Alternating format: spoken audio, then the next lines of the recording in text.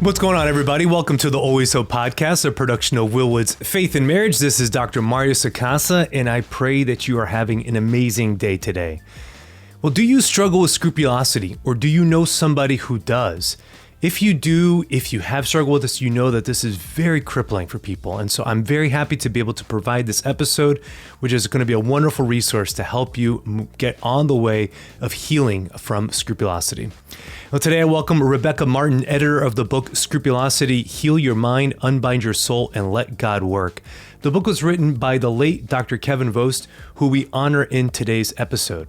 Well, in today's show, we examine scrupulosity through a moral, spiritual, and psychological lens, offer insights from the saints, detail the difference between temptation and sin, share how growth in the virtues are crucial, and describe therapeutic interventions that aid the process of healing. Well, if you have any thoughts about today's episode, please join the conversation on Instagram. Let's get into this discussion with Rebecca Martin.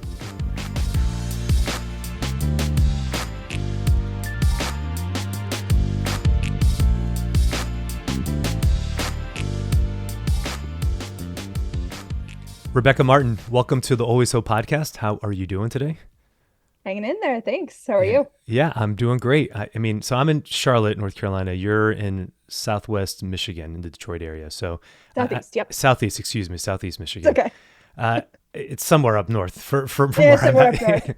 It's cold. That's all you need to know. Yeah, I was going to say, are you just getting killed with the snow right now? I mean, or has it not been too bad for you this winter? Oh, it's turned to rain and a little bit of ice now. But it was very, very cold for the last week. So yeah, well, anytime I can go outside and the air doesn't hurt my face, I'm happy. anytime I can go outside and the air doesn't hurt my face, I'm happy. That is a quote that I cannot relate to. So. Welcome back to your Southerner. Yes, indeed. Well, I am delighted to have you on the show to talk about this new book on scrupulosity that you and at our Sunday Visitor have published for us, and so we're grateful for it. But I really want to start, before we dive into the topic of scrupulosity, to really pay respects to the author, Dr. Kevin Vost. I was sharing with you before we started recording, and I want the audience to know this, that, I never met him. The only time I had met him. The only time I met him was when I interviewed him for a book that he published last year through Sophia called You Are That Temple. And I encourage people to check out that episode also, just to get to know him and to learn more about just the breadth of information and knowledge and wisdom that he had. And after that episode came out in February of 23, I interviewed him in February 23, but it came out somewhere in April of 23. It was probably within a couple weeks after that episode came out that he passed away suddenly. And I was receiving, messages on social media about it because I just posted that episode and people were alerting me to it.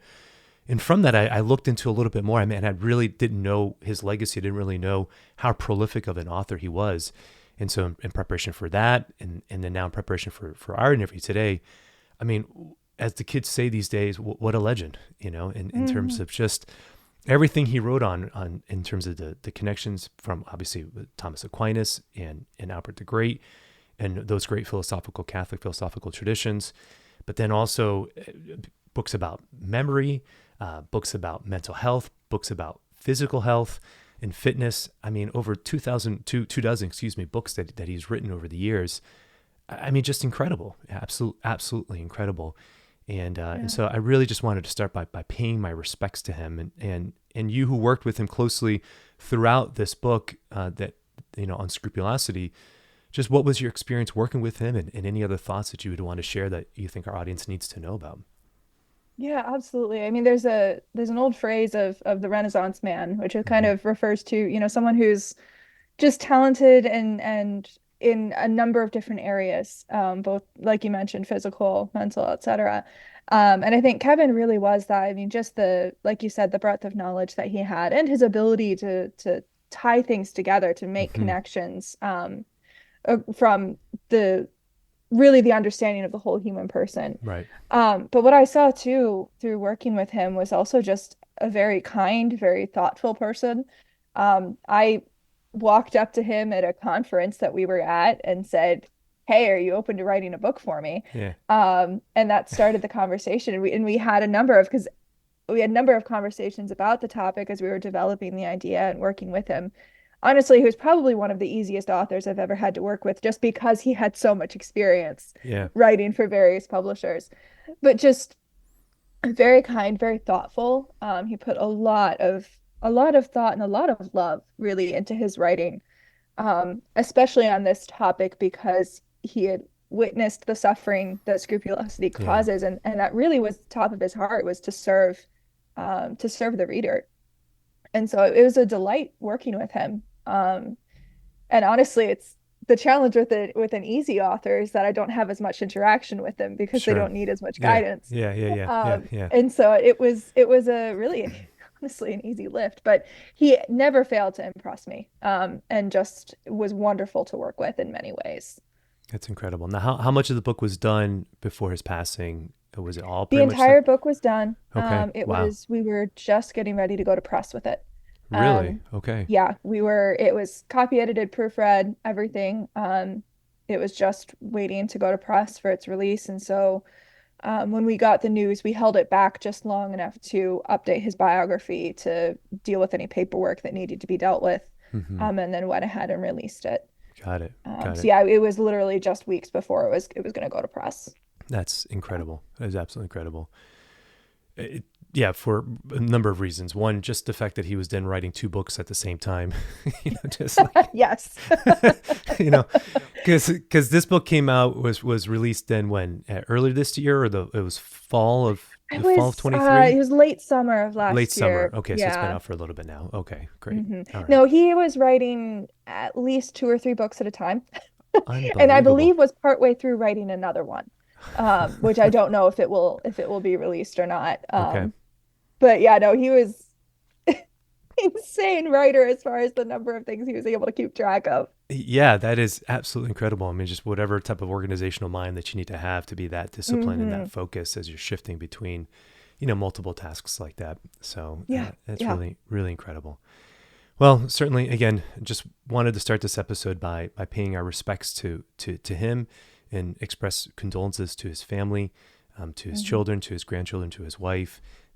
If they're listening, many blessings to you, and may God continue to just give you the consolations that you need. Losing a family member, a husband, a father, a grandfather is not easy, and is very challenging. So just want to encourage all the listeners to take a moment today to say a prayer for the Vost family, that God's grace may be with them. Thank you. Okay. Yeah. Yeah, you're welcome. Okay, well, let's just kind of shift gears here if we can, and let's talk about this topic of scrupulosity. You said you had this idea, you proposed this to Kevin, wanted him to come and to talk about it, to write about it, excuse me. Why is this a topic that is of importance? What are you seeing? What are you feeling? What are you interacting? Who are you interacting with that says, man, we Yeah, really gotta tackle this? absolutely. So I have known friends off and on who struggle with scrupulosity, but it Hmm. didn't really become very real to me until a dear friend of mine from college, we'd kind of lost track of each other for a few years and then gotten back together. And I had the opportunity to hang out with her and another girlfriend. And in the course of that weekend, really sort of saw in a very real way the challenges that scrupulosity posed for my friend. Hmm. Particularly when we were at mass that Sunday, she leaned over and asked me something, and it was a very I had to say a very trivial question of, I think she had something silly like, you bite a piece of skin off of the inside of your mouth and Hmm. swallow it, and like, does that break the Eucharistic fast? Hmm. And I kept saying, no, like, no, it doesn't. It's fine. Right. And then something else had come up that she was struggling with, mostly related to communion. And I just remember sitting there, trying to talk her through this and help her out, and just realizing what a barrier it was for her, to really not just experience the love and the consolation of Christ, but to rest in it. And realizing that something that I had taken for granted, because I don't personally struggle from scrupulosity. Um, but that's something I had just assumed was normal, could be such a huge suffering for her. And it just broke my heart. And in a way of just like, I want to help you. Like, I want to be able to help you through this. And I know that the answer isn't just to kind of deal with each of the little scrupulosities as they come up. The answer is to, how can we heal your heart and your mind so that you are able to rest in the love and the mercy of God? And Mhm. that kind of sparked the idea for this book. And then as I was able to, like I said, Kevin, as I interacted with him at this conference, realized that he was the perfect one to speak to both the physical and psychological reality and the spiritual reality. And that's kind of Mhm. the seed of how this came to be. Mhm. Mhm. Yes. I have counseled many folks over the years with scrupulosity, and my heart just goes out for them.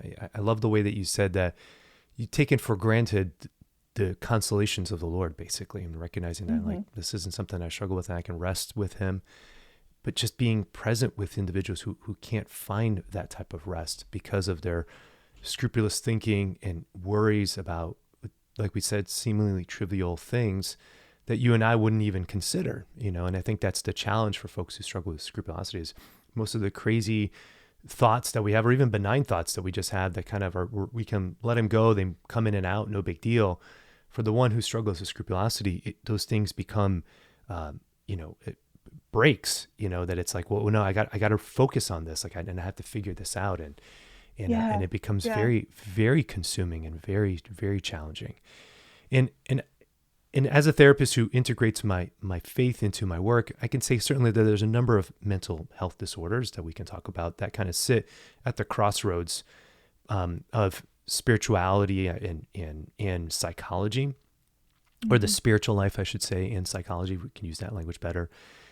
But I don't know. I find that this one is just the trickiest of the bunch because it really is both. It really is both a religious question as well as a psychological question, and the treatment for it really requires both an attention to the psychological issues that are present, and also attending to whatever understandings of faith or the spiritual life or relationship with God that also equally needs to be attended to when trying to help somebody work through this.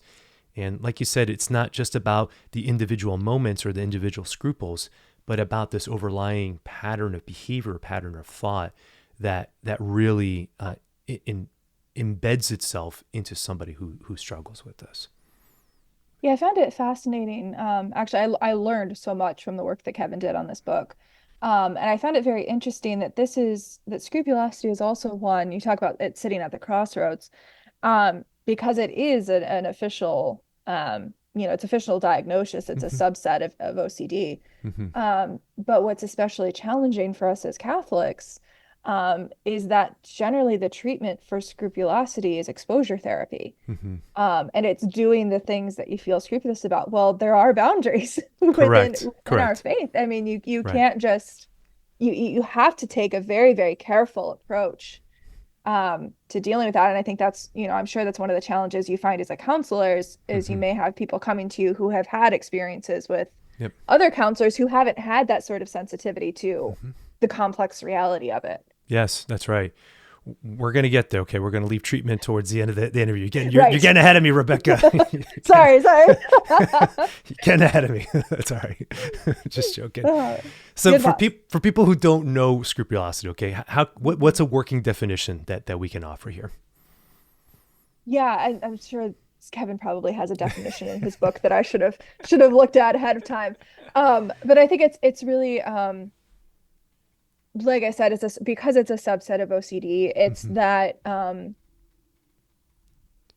basically little worries about sin becoming overwhelming, mm-hmm, to my understanding, where it's the not a healthy awareness of sin, but a all-consuming worry about sin, even in the tiniest things. mm-hmm.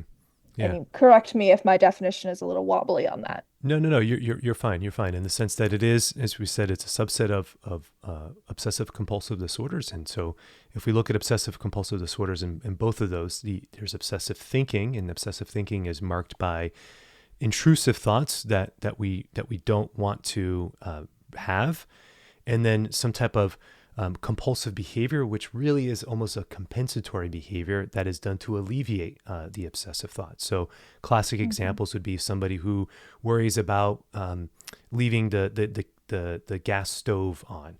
And you and I, everybody kind of has those moments where you're laying in bed, you're like, did I turn it on? Did I leave it, or whatever?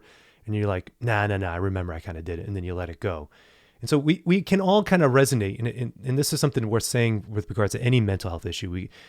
They're all, I would say, exaggerated versions of what everybody kind of normally deals with. Everybody has moments of sadness, but not everybody has a major depressive episode. Everybody has moments of fear or anxiety, but not everybody has generalized anxiety disorder. Everybody has pains or experiences of their youth, but not everybody has traumatic experiences to the same degree.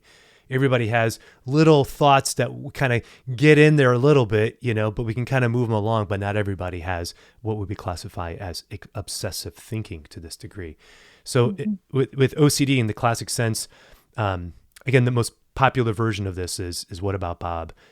For those who are old enough to have watched that movie with Bill Murray, and or As Good as It Gets would be another example from movies. I just totally dated myself. If everybody's seen those movies, I think of the TV show. Yeah. I think of the TV show Monk. Monk's the other one, of course. Monk's the other one. Yeah. Yep. But yeah. So just the sense that like you worry about. Let's go back to the stove example. You worry about whether or not the stove is on, and so then you have to go downstairs and check the stove, and you almost create this ritual that I need to just kind of touch it 5 times. And if I can just touch it 5 times, then 5 times will be enough for me to be able to accept that it is genuinely off. That's when you start getting into that kind of behavioral component to it. And so the behavioral component is actually the thing that alleviates the anxiety. That's what makes it so tricky, is that the anxiety emerges because of some intrusive thought or some obsessive thinking that you can't just you can't outthink it. You can't get it out from within you. And so then you have to do something about it. And so then you do something about it. And then that becomes the thing that alleviates the anxiety, which then creates this negative cycle of the obsessive thinking leading to the compulsive behavior, which then can lead to more obsessive thinking, which leads to the compulsive behavior, because the compulsive behavior is the thing that's alleviating the obsessive thinking, and it just kind of goes back and forth like that.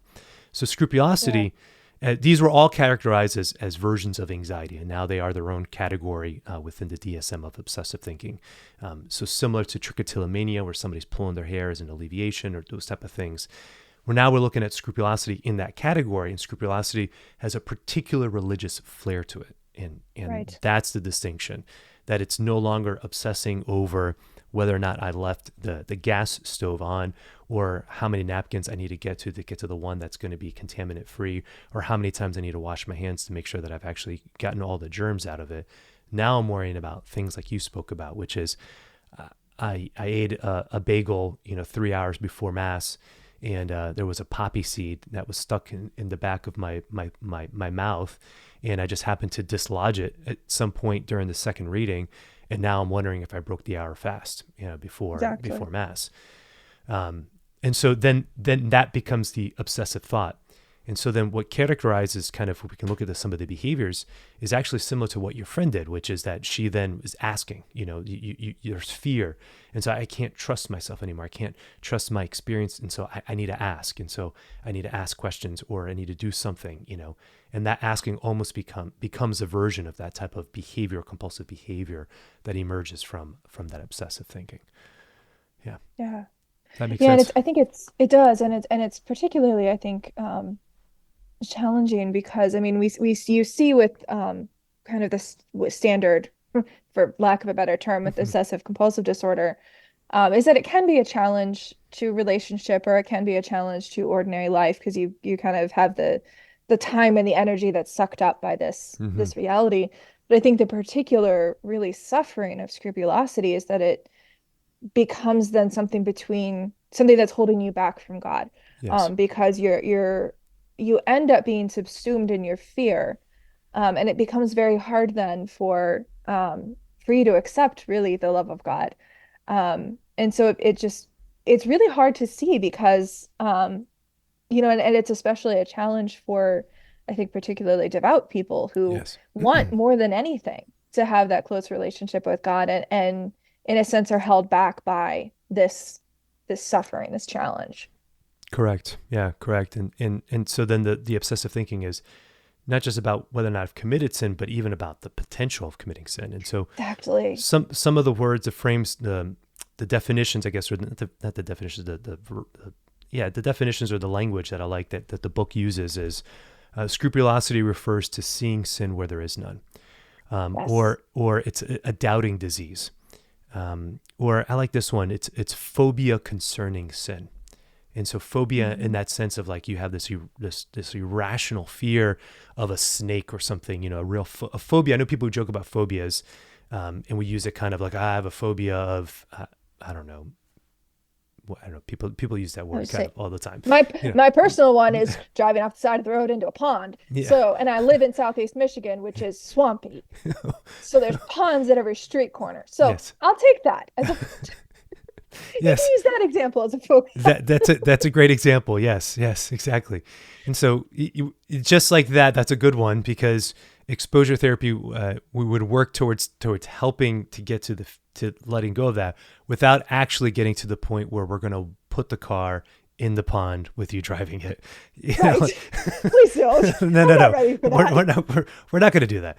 That this isn't some like special ops training, but that's, but that's the problem is that with scrupulosity, it is that fear of committing a sin. And it's like, okay, well, we can talk about the potential of being sacrilegious or breaking a fast or committing some more immoral act. But just even the potential of that happening is what creates that phobia. It's what creates that fear. It's what creates that sense of panic. Mhm. In I think that, in many cases too, you see confession being the compulsive mhm, behavior then of, well, I have to go to confession because I think I might have committed this sin.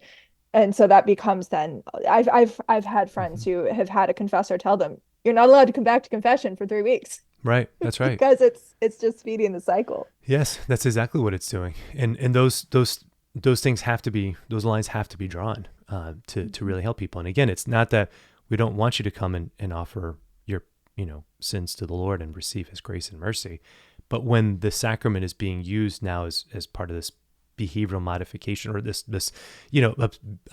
compulsive behaviors, it's now counterproductive. And that's the key when it comes to, I guess, this religious kind of aspect of this is that the way I've characterized scrupulosity is really an overactive conscience, Mhm. or an overly sensitive compass. It's like we all kind of have like these sensors that are kind of leading us towards the Lord, and if we have our conscience kind of well formed within us, then we know when we're taking those steps forward, and we know when we're progressing in the moral life and the spiritual life. We kind of understand when we're taking those steps. But for somebody who struggles with scrupulosity, it's always at like 100, where it just there's perfection or nothing, and there's no room for anything other than achieving that 100. Now, the challenge is that when it comes to these questions inside of us, like we're not always going to get to 100, like Mhm. especially when it comes to fleeting thoughts. That I saw that woman across the way, and I was attracted to her, and I averted my eyes, but did I avert my eyes fast enough? And if did I not avert my eyes fast enough? And now that I'm really thinking, now that I've been thinking and questioning whether or not I averted my eyes quick enough, I've been doing that for a few minutes. Well, then does that mean that I really wanted to look, but I didn't because now I've been spending this amount of time? And it just kind of goes on and on and on. Yeah, And it yeah. becomes this unending pit of rationality and trying to out reason and trying to think it through. And man, that's tough. It is. And Like that's tough. and honestly, and I want to for all of our listeners who struggle with scrupulosity, just it's hard. And like know that we're like we realize that it's hard and that's the whole reason, it's the whole reason we worked on this book and everything, but just recognizing that like you are suffering and this is a real suffering and it's we're not, don't downplay the reality of what you're struggling with because Hmm. it's hard. Yes, that's right. So one of the places that I'd like to kind of shift towards then is this question of temptation versus sin. And the Mm-hmm. book does a wonderful job really kind of explaining that. Um, so any thoughts that you can offer there? How can people who are struggling with scrupulosity start understanding what the difference is between temptation and thoughts versus actually committing a sin? Yeah, well, I think it's interesting, or kind of I think essential here to really express what's underlying our approach to this book. And that is for hundreds of years, really, the way that ethics or morality has been taught is in a way that's called casuistry. And it's this, well, if this is a sin, but if I tweak this particular aspect or circumstance, is it still a sin? If I tweak this over here, is it still a sin? And looking at the moral life in that way of sort of a, it used to be a joke that there was like a compendium of all of the possible sins and all of the possible ways you could sin, and if it wasn't in the compendium, it didn't qualify as a sin. That there's this is rooted in the kind of little bit of angst between the Jesuits and the Dominicans, because, and I'm a lay Dominican as well, and we mentioned Kevin's approach being Uh-huh. very much rooted in Thomas Aquinas, and the Dominican approach to the spiritual life is virtue-based ethics. Hmm. And it's an approach that is rooted in a growth in virtue, not Hmm. focusing on the casualty, not focusing on the specific sin and how it qualifies as a sin, but focusing on virtue, focusing on how we are called to grow and to be holy. And when you shift that focus to kind of the more positive approach, it really reorients then this conversation about temptation and sin. And not in a sense that, I'm not downplaying the reality of Hmm. sin by any means. But I think we all kind of find you know, just thinking about like weight loss. Hmm. If beating yourself up over what you ate were gonna help, you'd be skinny. Hmm. And Right. that's simply not how our brains work. Or chastity. If you only reduce chastity to how far is too far, then then Exactly. then then we're missing the point of what the virtue actually is. Exactly. And so the whole really the approach that Kevin takes in this, and I think which is really the healthy approach to scrupulosity is let's focus on virtue, let's focus on what God desires for you. And so then when we talk about temptation and sin, what we're really kind of doing is um, separating the work of the devil from the work of our own hearts. And temptation is always the work of evil. Hmm. It is always, whether it's through the temptations of the world, whether it's through something physical like an attraction to food, or like you said, Hmm. to someone across the street. Hmm. Um, the the old phrase of the world, the flesh, and the devil, or those three sources of temptation are Right. the devil directly, the concupiscence of our own flesh, Yeah. and just the temptations of the world. The pride But of all life. of Yeah. those are the actions of evil. Yeah. Um, and so it's the difference is our participation in that and our willingness to court um, what the world and the flesh and the devil offer us. And so one of the things that I think is really helpful is just to be able to look at a temptation and say, that's not coming from me. Hmm. That's not me. Hmm. That's an Hmm. external thing that's tempting me towards sin. And I can say that's not me. And I'm not going to participate in that. Hmm. And not falling into just that how do you say it again? The type of ethics. Casuistry. Casuistry. Yes, thank you. I don't want to mispronounce that. So casuistry, in the sense that like it's not just about finding that line, but it's rather about recognizing that that line is present for sure. We're not going to let go of that, but also then to put our sights on what the bigger goal is. Put our Yeah. sights on what's the most meaningful thing. What's the larger aim, the larger picture that we're trying to focus on. And And really, how can I choose good in this situation? mhm, And that always comes down to it's not always choosing the best and the highest and the most perfect good so much as it is simply choosing the good. mhm, Sometimes you can't sit there and say, okay, well, if I have five options, four of which are good, one is evil. Just pick one of the four good right, ones. You right. don't have to sit there and analyze all four of them and figure out which one is the absolute possible best option. Just Yes, don't pick the bad one. yes. Don't pick that. That's great dating advice, by the way. Like, It's true. It's true. Let me tell you about my husband's method, actually. It's actually exactly the methodology my husband used. So.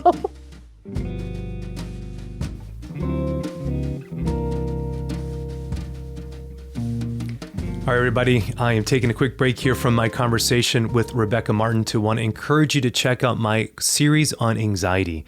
If you're listening to this episode and find that you're really struggling with scrupulosity, or maybe not even scrupulosity, but you're struggling with anxiety or know somebody who struggles with anxiety or just crippling stress. I mean, we all have stress that can get the best of us. Well, if you are struggling with anxiety or stress, I want to encourage you to please check out my course, Overcoming Stress and Anxiety. You can find it on the Good Catholic website. I have a link to it in the show notes.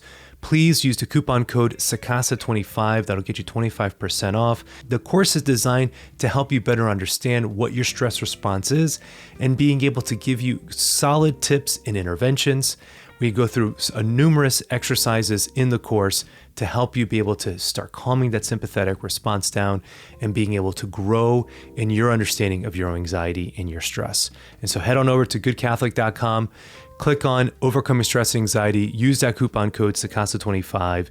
You'll be helping yourself and helping the show as well. So let's get back to this conversation now with Rebecca Martin.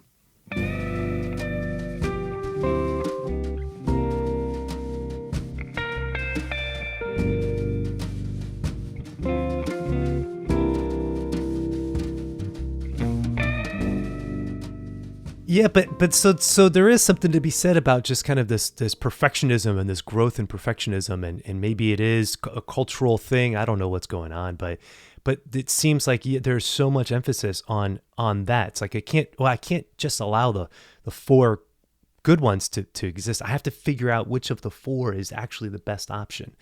And this is where we all kind of have a version of this. Okay, this is why I want to be very empathetic in recognizing that we all have a version of this, so we can get caught up in this thinking. Now, most of us can listen to this and be like, oh, okay, I figure it out. Let me just let this go, pick one and move on, type of thing. But again, going back to the individual who struggles with scrupulosity, that becomes very, very, very challenging.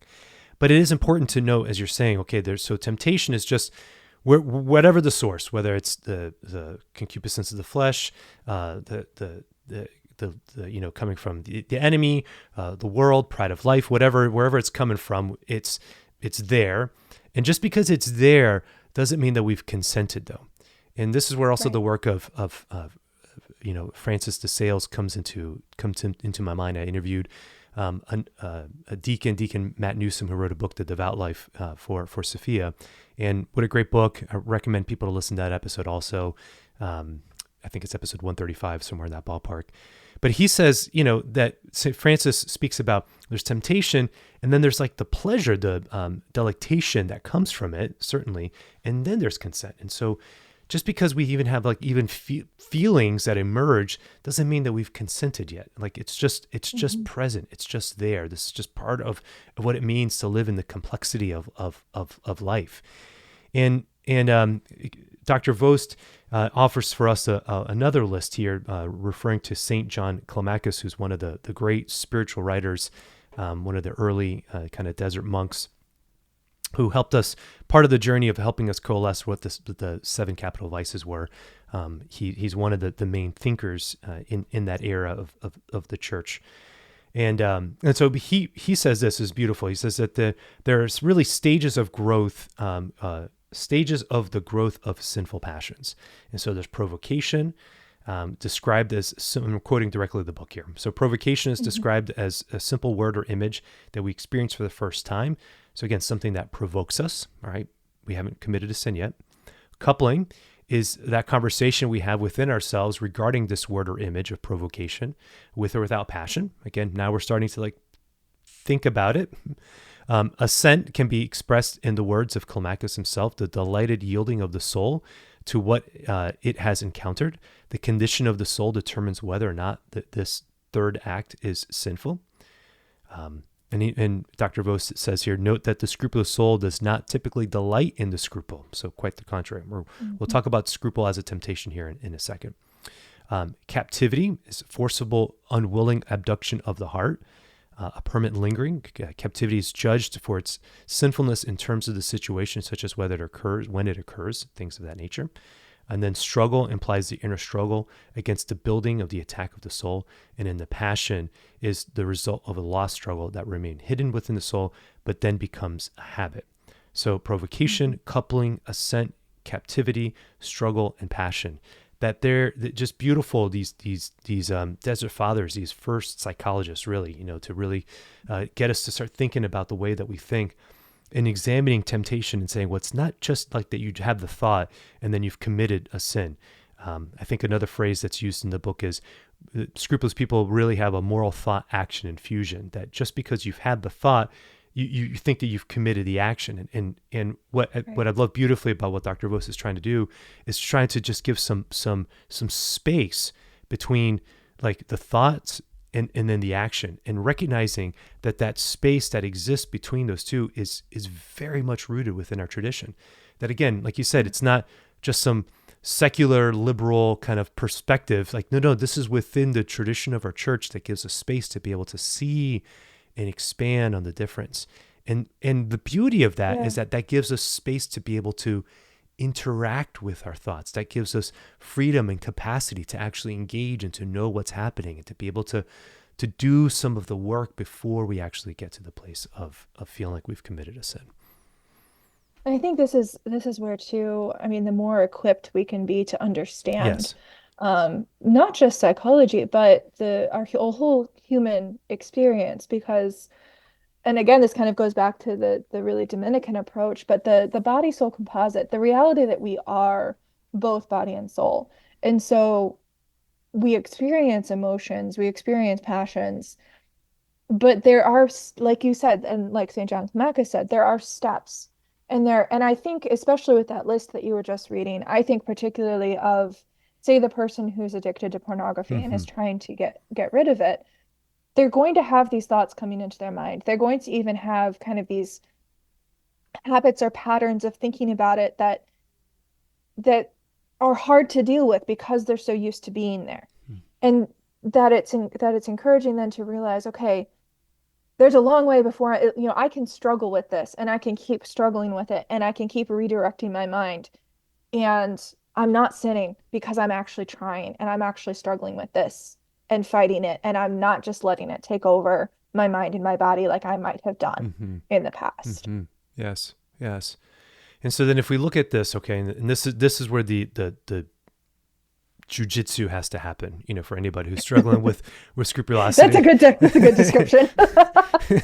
Is that it's not so much that the temptation to sin isn't the poppy seed or that's lodged in the back of my mouth and wondering whether or not I've committed sin. The temptation actually is the scruple itself. The scruple itself is actually what's preventing us from then experiencing the Lord of the mercy. Now, I am not saying here, let me just make this very clear, that folks who have scrupulosity, you're not committing a sin because you have a scruple. I don't want to make like just another level of this. Okay. So I just want to be abundantly clear and make sure everybody knows that I'm not saying that. No.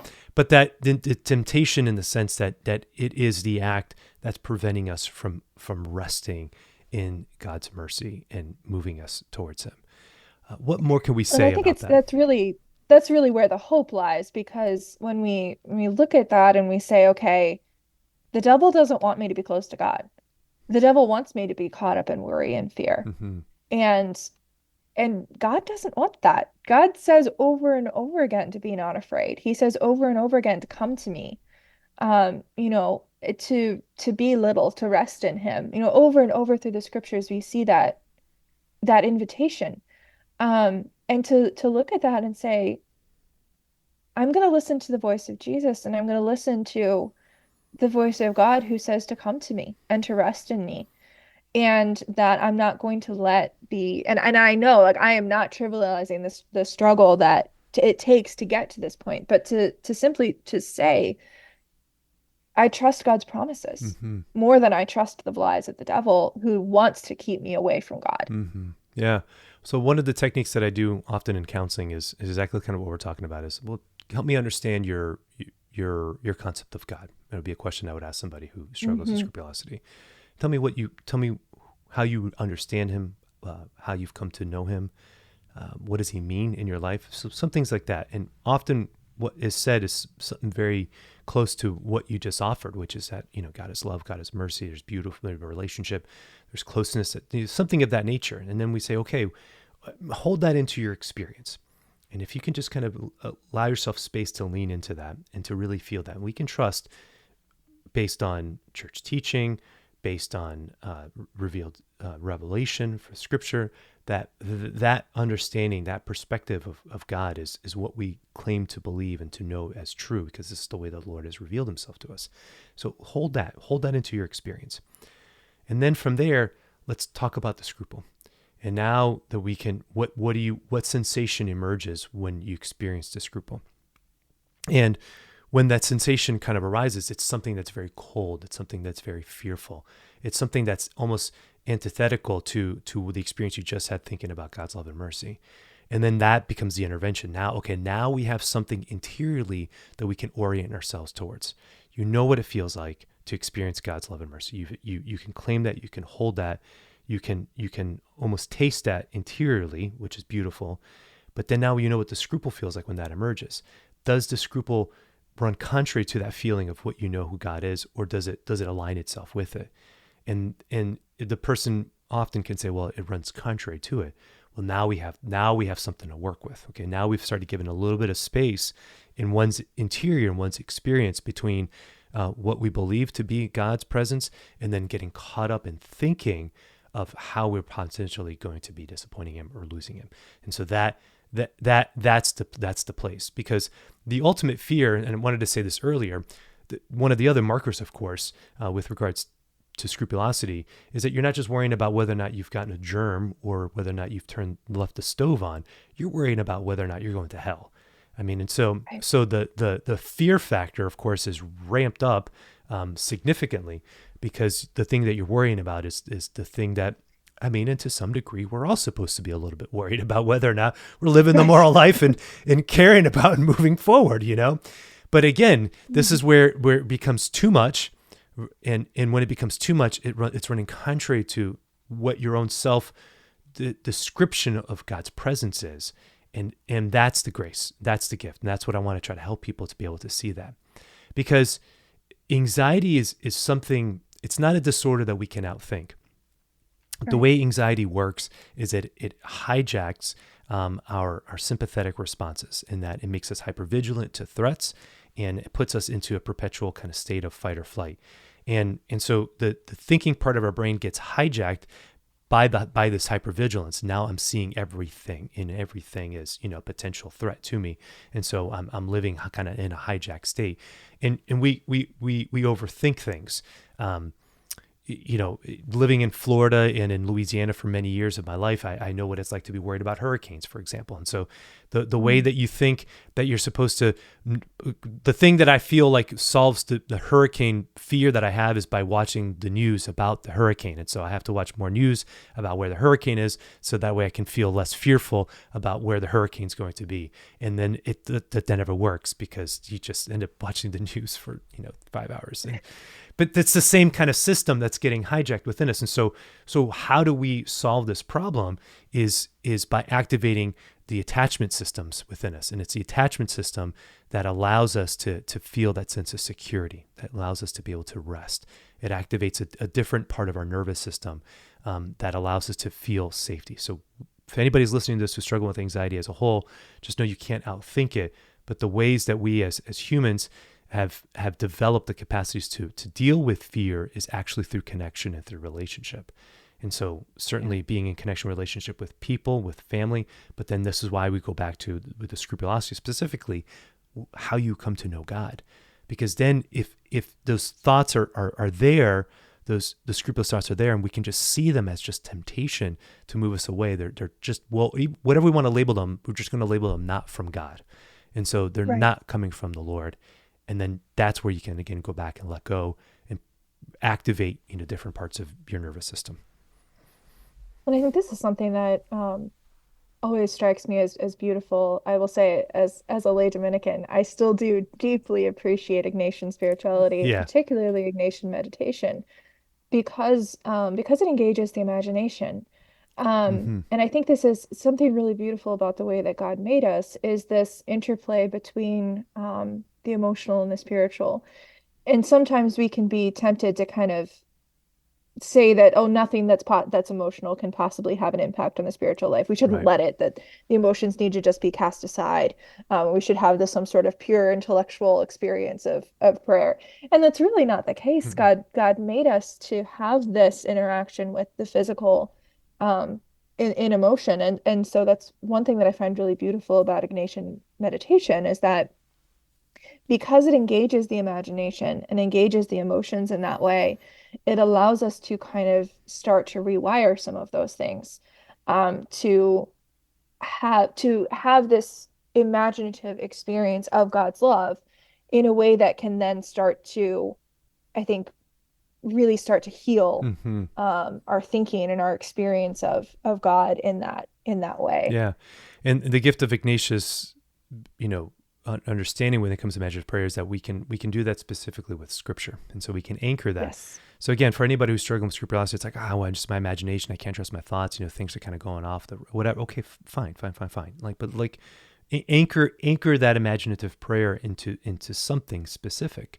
It's something that's revealed, something that you can hang your hat on. Scripture is a Yes. wonderful way to do that. So what that looks like is that if you're praying, whether it's the readings of the day from mass or you're just working your way through the Bible, again, as soon as you hit something that kind of speaks to you, or if you have a story, a scripture story that really kind of captures something beautiful for you, give yourself space to read that, to enter into it, to imagine it, to really kind of see the scene play itself out.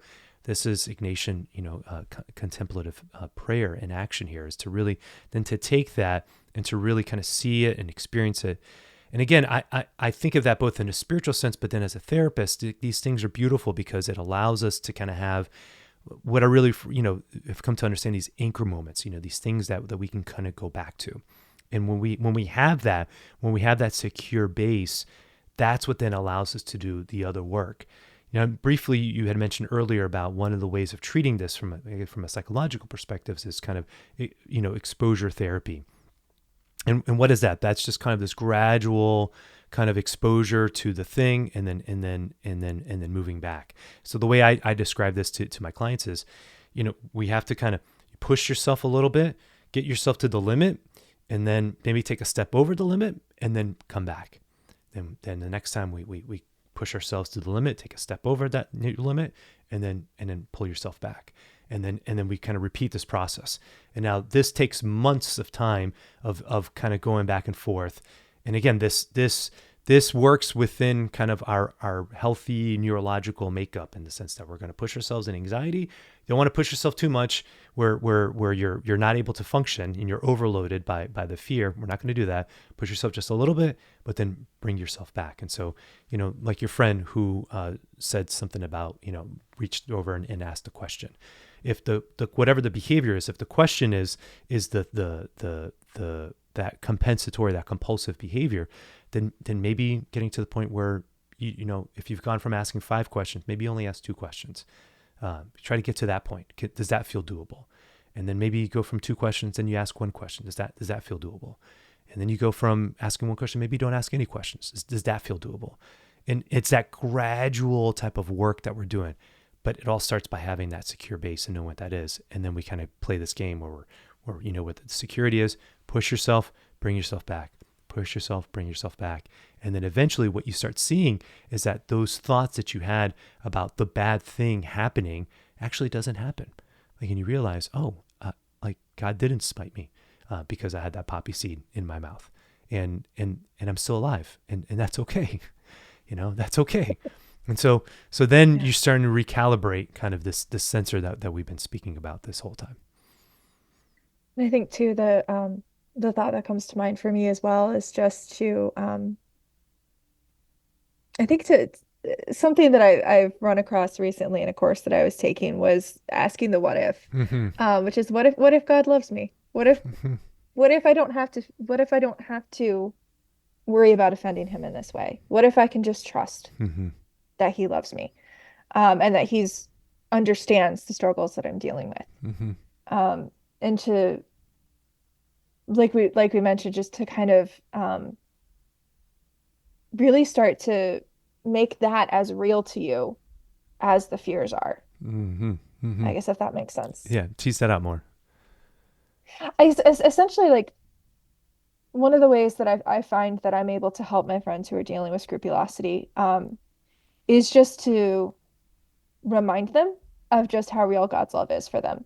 And this is something that Kevin does in this book as well, which is to go through the incredible sources of grace that we have through the virtues, through the sacraments, all of this.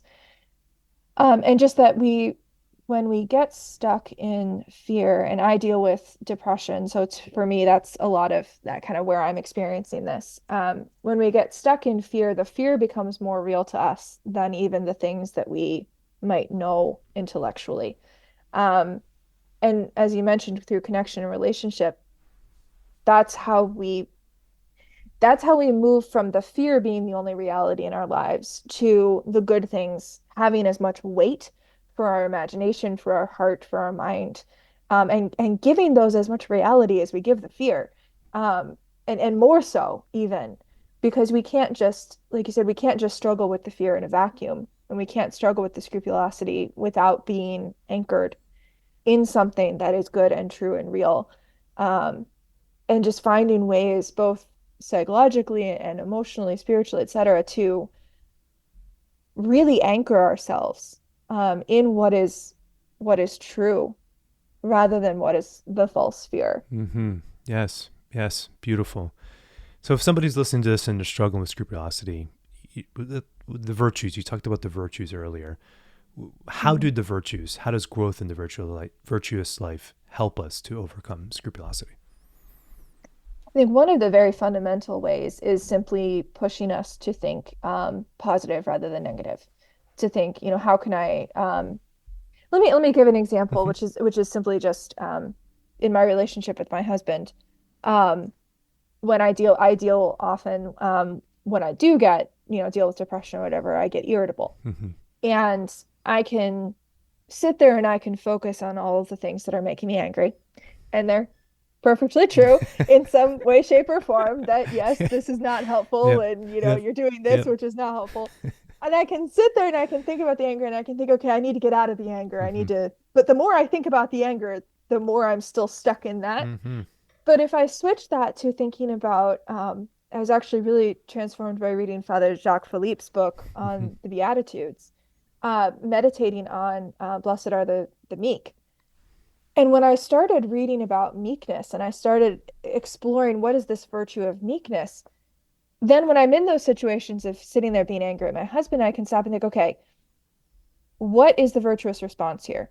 How can I do something that is the virtue of meekness? And what that does is that one, it forces me out of that spiral of angry thoughts, but it also gives me something concrete to work towards and to aim for. Mm-hmm. And that's the case with all of the virtues, which is when we speak of the virtues, we're speaking of humanity as it should be. You Mm-hmm. look at Adam and Eve in the garden before the fall, they were entirely balanced, entirely in management of their emotions. They were able to live fully human. And when Christ comes and he says, I have come to bring life and to help you live to the fullest, that's really what we're talking about. We're talking about the virtues is how can we live the way that we were meant to live, Mm-hmm. which is all things in order.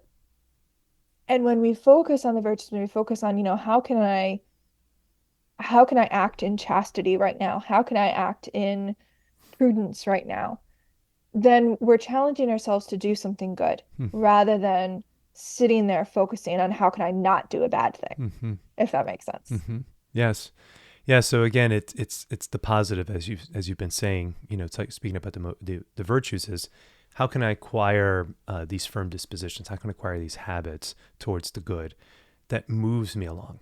And rather than just focusing on the negative, how do I focus on the positive? And beautiful, the examples that you gave. Thank you for sharing that, even your own experience in your marriage. It really is that. And it's easy for us to get into that kind of, like, well, you and I'm just irritable. and rather than and all of that's at the expense of the good that's there also. And unfortunately, our nervous systems are wired in that way, that we have a negativity bias, and so when we are particularly focused on, and even when we're irritable or anxious, that negativity bias takes over because, well, if those things are potential threats to me, then they require attention. There's a reason why I have to focus on that, because if that's a threat, that's going to be something that's going to hinder my, harm me physically, socially, emotionally. I need to be attentive to that. And the problem is those things just, we can get hijacked by that. And so the work that we can do is to say, all right, well, how do I focus on what is positive? How do I focus on the good that's happening? And that's not to be And sometimes naive. going to go make lunch for my husband, even though I'm mad at him, is going to get me a lot further. That's exactly right. Just getting out of your head. And so even that is part of the work when it comes to even scrupulosity, is to say, yeah, okay, so we acknowledge we have the anchor, we have the desire for growth and virtue. We can recognize that the thoughts are there, that are scrupulous thoughts that are there. So what do we do with them? Well, one is we try to move back towards the sense of stability, or sometimes we do the charitable thing, or we do the thing that's going to get us out of our head, which can be, like you said, go make him a sandwich, go do the thing that's going to get you out of this kind of, rut, or go out for a walk, or go distract yourself, go outside, go burn that cortisol off, go do something that's going to help you not be stuck in your own stinking thinking.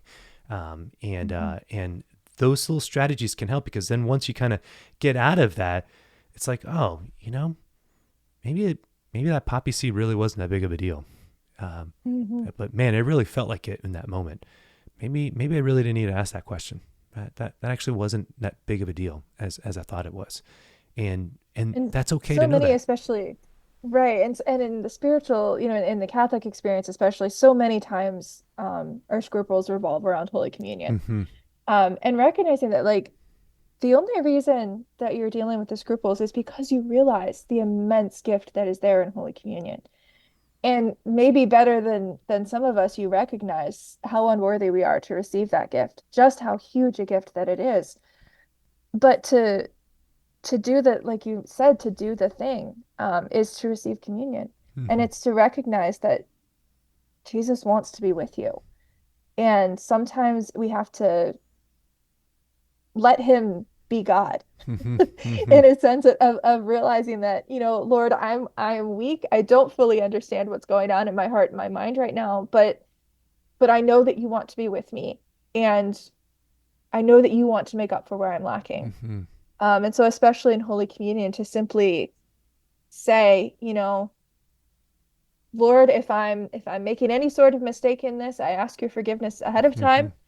But I also trust that you want to be with me, and so I'm going to receive you and trust that you've got this under control because you're bigger than I am. That's right. That's exactly right. And that's the act of faith that we all have to make. I mean, at some point, right? That is it, and we don't do that casually, but we do that sincerely, and we surrender all of that. All right. One other resource I just kind of want to highlight in the book, and this is Kevin, Dr. Vost, quoting Father Wade Menenzies,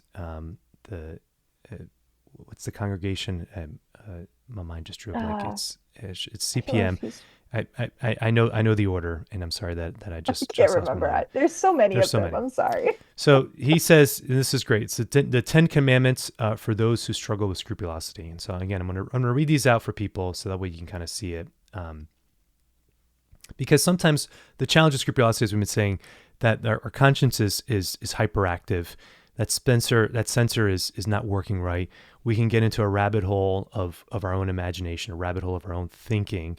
And so what I think Father Menenzies is trying to offer here, and the reason Dr. Vost uses it in the book, is to give some parameter, some structure, to say, let's not cross these lines. Like there are places where it can be too much. And so the first one is, do not repeat prayers, no matter how badly they may have been prayed, no matter how poorly they may have been prayed, even if the prayers were given to you as a penance during the sacrament of reconciliation. Like, just, you did it, it's done. That's it. All right. Even if your mind wandered like 15,000 directions, like, you did it. That's good enough. Like, move on. Do not repeat the confession of sins that have already been confessed and which have never been recommitted. So if you've done it once and you've already confessed it, trust that it's done, and that's it. If you doubt the earnestness of your sorrow and confession, consider the sorrow as having been adequate. Again, it's all about coming to this point of like, if you've done it, it really is enough. Like, just move on. If you're doubtful as to whether a past action you committed was sinful, mention it simply to your confessor. If you're worrying that maybe you never confessed a certain sin in your past, consider it confessed. Again, just remember, the theology of the church is that even if all the sins are forgiven, even if as long as we didn't withhold it intentionally, which I know, man, that becomes a struggle for somebody who's scrupulous. Well, did I really withhold it? Did I not? Like, just let it go. Like if you've said what needs to be said, like, it's okay. Examine your conscience for no more than 3 minutes each day and no longer than 10 minutes before you go to confession. Give yourself a limit. Like, really have a hard line there to say, like, this is enough. If you have prayed at the time of temptation, precisely to help dispel the temptation, you can be sure that you did not commit a mortal sin. Like, if the temptation's there and you're praying against it, you're doing the work, again, like, just believe that your heart is in a good place and believe that God's grace is with you. If you have a history of scrupulosity and you have made a general confession at some point in your past, do not make another one. Again, just, you've done it, move on. That's it. If possible, go to confession to the same confessor priest. And most importantly, cultivate. And why is that? Because that individual will be able to have heard the confessions and can tell you, like, okay, no, that's a scruple.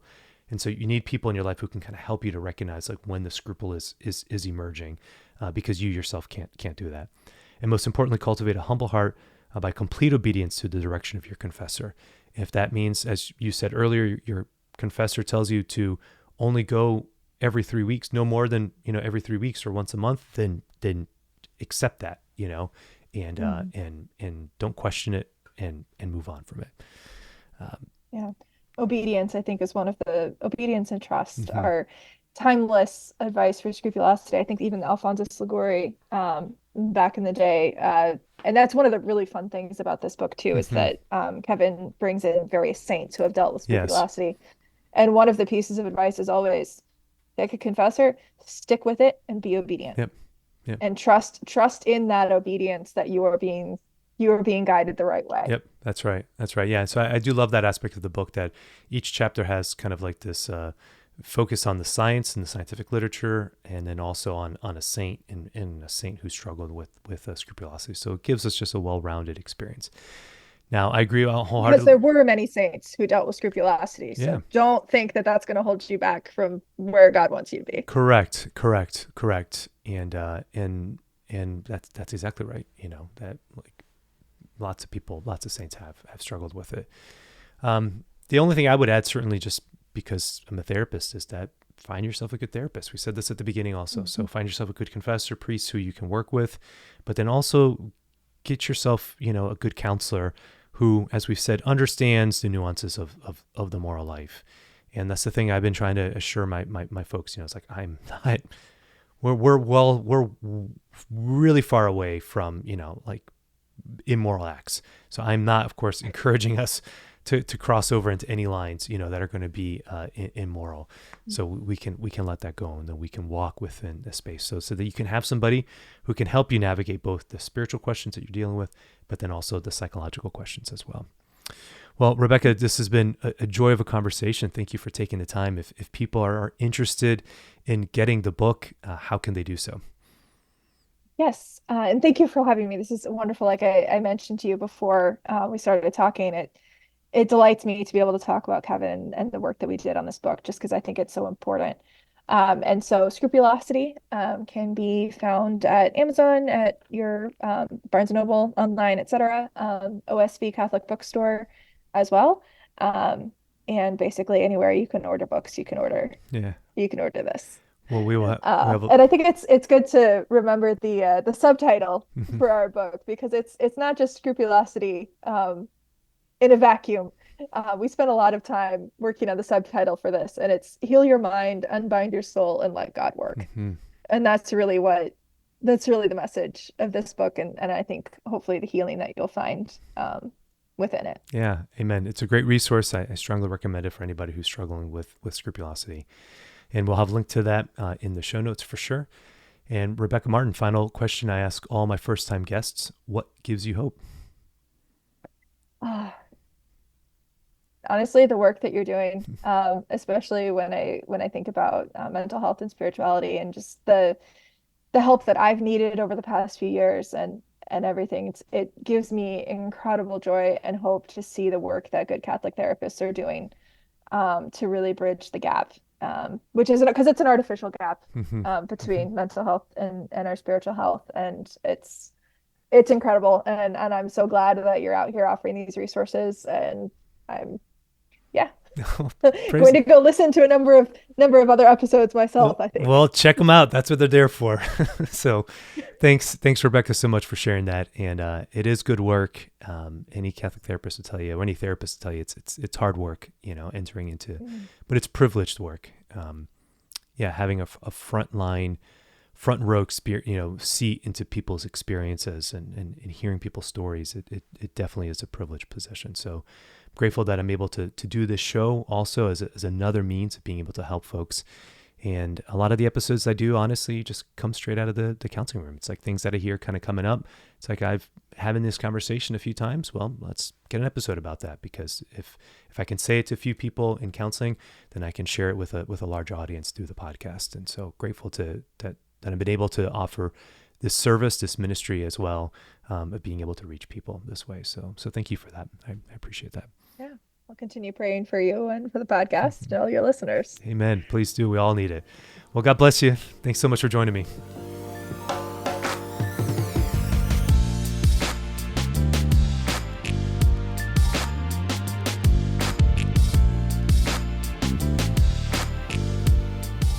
All right, everybody. Well, that does it for my conversation with Rebecca. I'm truly grateful for her time. And again, we just want to pray for Dr. Kevin Vost and for his family, and for just the treasure that he's written in this book, as well as just the many, many other books that he has authored. And so again, if this episode has been helpful to you, please, I ask you to share it with somebody who needs it, because this is a topic that is very hard to find resources on, and we want to be able to find solutions. And that's what the show is about. It's about being able to provide solutions that are going to lead you towards a better life. And so thank you all for listening to this episode. Continue to support the show. God bless you all, and we'll catch you in the next one.